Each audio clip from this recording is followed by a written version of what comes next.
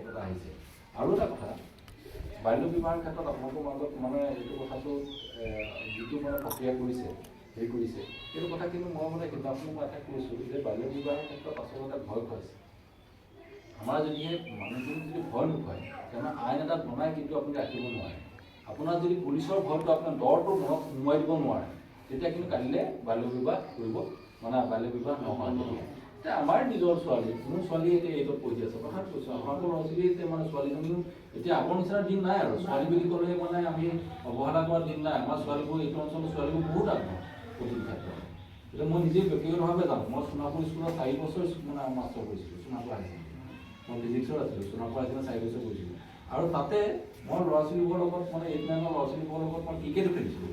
মই খুবেই ভাল পাইছিলোঁ, এটা কাৰণে ভাল পায় মোৰ মনটো মানে তেনেকুৱা ধৰণৰ টাইপৰ নহয়। আৰু প্ৰকৃততে যদি আপুনি ভিতৰত সোমাই চাই দুই এটা